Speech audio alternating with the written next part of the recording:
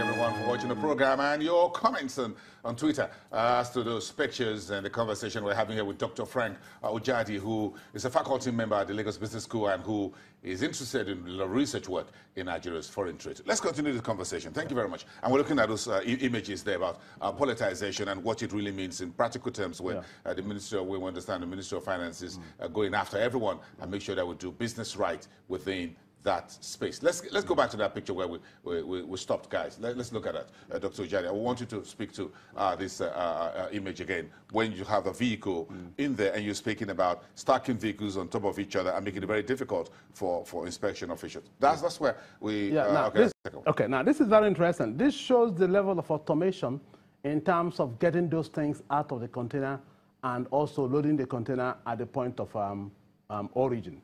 Now, clearly, you would notice that it's just one operator using a forklift to get those things out. So you don't need so many hands to do that like you saw in the other slide that we saw, that we had much earlier. So it makes it quicker, and it makes it faster. And then it helps build this culture of automation right from the origin to the point of destination. So what this...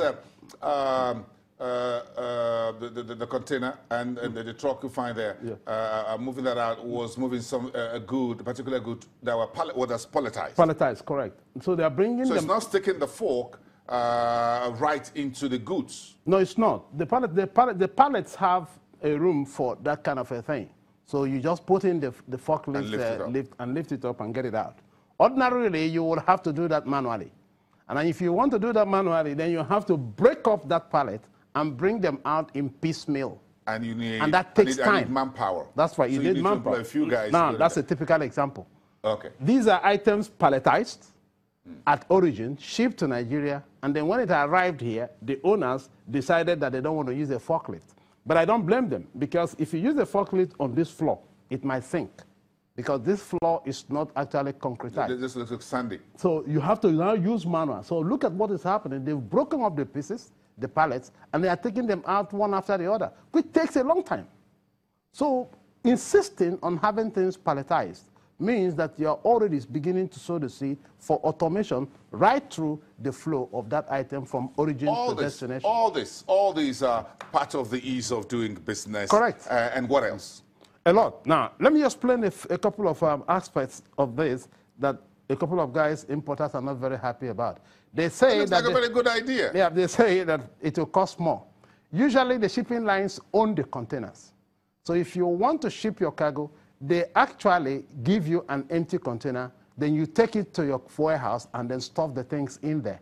It is not their responsibility to try to insist that you have to put it on a pallet. It is the responsibility of the fellow who needs those goods, who've ordered those goods, that will tell you exactly how he wants you to pack it in the container, which is why you must issue a shipping instruction as to how you want the things packed in the container.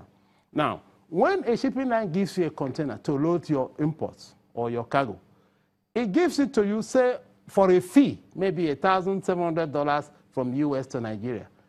How you pack it and all that is really your responsibility. So the argument that it will raise the cost of importation, that things you put in a container may not enter because the pallet will occupy some space, is not really tenable, in the sense that you need to really find what I will call a creative way to load the containers, package them properly, and then stuff them in. What you gain by doing that is simply that you will be able to get your things out very quickly and easily. The Ministry of Finance, along with government agencies working with it, are interested also in very quick assessment and inspection. Correct. We've always complained about this. At least by virtue of my job, I've learned about two decades and more about this delay in assessment and investigation because the way things are brought in all those 20-footer, 40-footer containers. That's right. There's a lot more in there. And that is simply that if those things are not arranged properly, you can't apply the right tariff, the import duty tariff to them. Oh, I see where coming. So that's where they're coming in. So there's a lot of leakage. So you now look at the whole thing. Look at that one we saw. The custom guy was overwhelmed. So he probably will, confused. that's right. So he probably will look at the most expensive item there, which if he's able to get one, and then base the entire duty of those items in there on it. Whereas you need to look at each and every one of them because they are all specified in the HS classification book, and then apply the right duty. So there are some elements of leakage, and that's why they're interested. But beyond that, by introducing this, what it then means is that the performance of our operations in terms of import and export is now changing, not just on revenue collection, but it's now changing to include speed of getting things done at the port and also in the import-export supply chain trade. When we look at our trade policies and actions, and now there's a deadline for January 1st, 2018. Right. But of course, we heard from the Ministry of Finance that cargoes who are already booked before now will not fall under that. So effectively, when do you think this will take place? And do you think there's been enough consultation to get us on this blue ocean? Well, you have to set a deadline for implementation. And if the deadline is January 1, and you've now started flogging that and getting people aware that this is what is going to happen, and you have also clearly established those items that would not be affected by this, then you are home and dry. I mean, you're moving on smoothly to get this implemented, but you must start somewhere.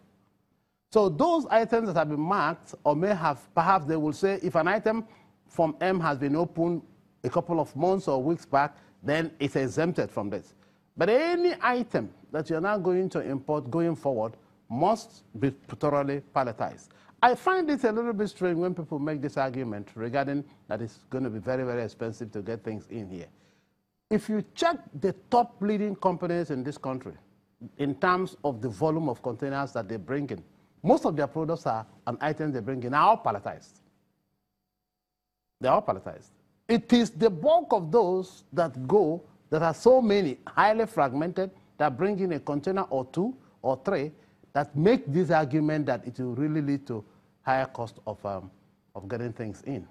Look at what you are going to save by using a forklift to get those things out, rather than employing a couple of hands to begin to do that. And of course, be careful. They may damage those things in the course of bringing